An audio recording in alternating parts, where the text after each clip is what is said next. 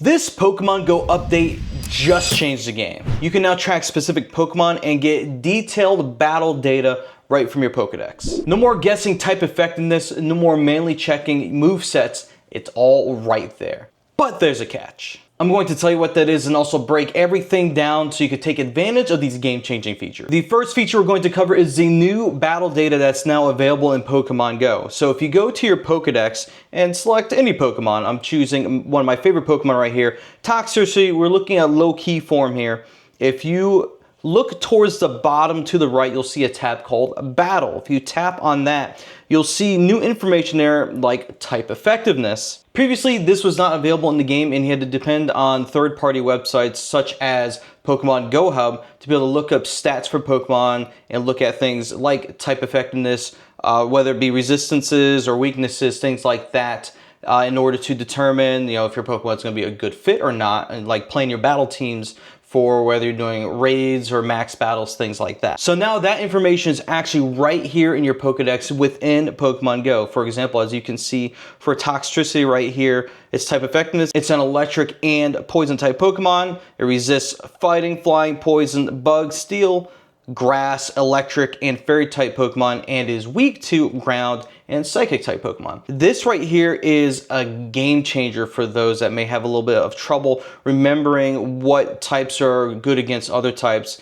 myself included. I'm not the best at it, but this right here makes it simple. And if you go below that, you're able to see the available fast and charge attacks that Pokemon can learn. So Toxtricity can know for fast attacks, Acid, Poison Jab, and Spark.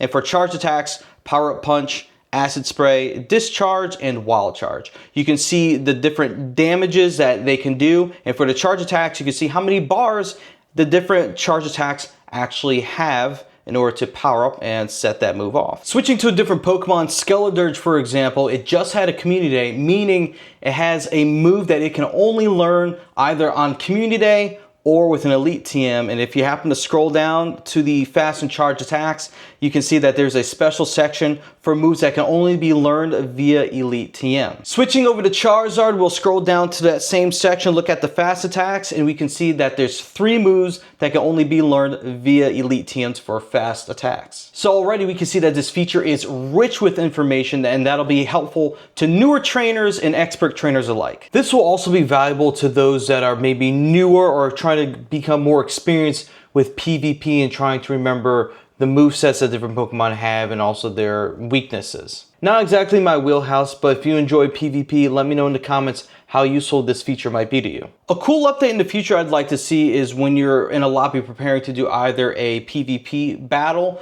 or a PvE or a raid battle or max battles, that when you press and select the Pokemon that you're considering having on your team, where you also see the typings of the Pokemon, its HP, and the moves that it already has on it. If you could also see both typings that it's weak to and can resist. That way you wouldn't have to depend on going to your Pokédex in order to look at that information. You can also look at it when you're getting ready to go into battle. By the way, if you found this video useful so far, make sure you guys hit that subscribe button so you can keep up with what I have going on here on the YouTube channel. Hit that thumbs up so you can tell the algorithm that you're enjoying the video. And then learn about the best feature out of the 2 we talked about so far, Nearby Alerts. We now have the ability to turn on alerts to be able to track a certain Pokemon that is nearby, be alerted about it so that we can go find it and catch it. I think this is going to be a game-changing feature, especially if you're looking for a particular Pokemon that's like a new shiny or something you've been after for a while. There's a lot of different uses for it, but we're going to take a look and see how you can use it for yourself. Right here we have Pikachu for an example right here. If I was to go and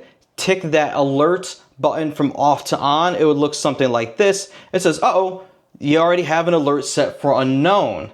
You see earlier I actually set that for my alert because I would love to find a wild unknown, whether it be around here or somewhere else. In case you didn't know, unknown can appear in the wild anywhere in Pokemon Go. It's very hard to find. It's only really easier to find when it's windy weather in the game, when it's weather boosted. Now I can go ahead and hit swap alerts to be able to turn on alerts for Pikachu instead. The alerts are now on and the game will now notify me if it detects a Pikachu on nearby. Now if your Pokemon is found nearby you, you'll get an alert from the game saying that, hey, the Pokemon you're tracking is actually nearby. Now when you first turn on this feature, you'll be given a Pokemon alert tip screen that says Pokemon alerts notify you when a selected Pokemon is nearby in the wild via an in-game notification and push notifications. Push notifications occur less often, so that right away is encouraging you to be tracking Pokemon while you're in-game to get more frequent notifications. What I'm going to do right now is see if I could trigger one of those in-game notifications because I haven't seen one yet. So I'm going to see what is nearby me right here on the Nearby Pokemon tab here.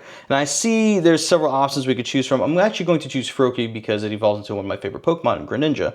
So I'm going to go to Froakie's Pokemon Pokédex entry. As Frogadier, Froakie's right here. Pokédex, we're going to turn alerts on and discontinue the alerts for Pikachu.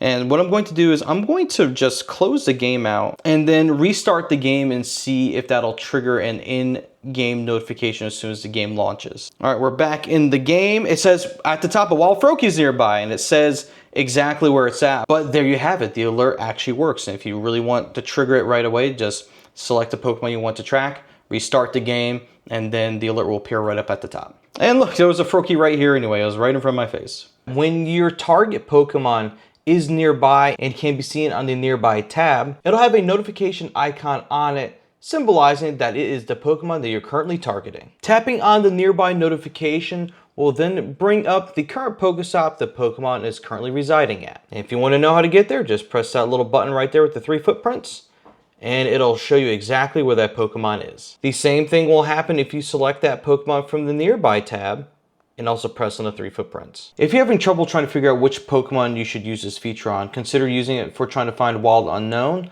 Pokemon you need extra candy for, Pokemon that you need better PvP IVs for, maybe use it to find regional Pokemon while traveling, maybe Pokemon with special biomes like Wiglet, or if this even works, maybe you can use it to see if a golden lure module spawns a pretty rare Gimmighoul off of it somewhere nearby you if one happens to be running. So this feature sounds amazing, right?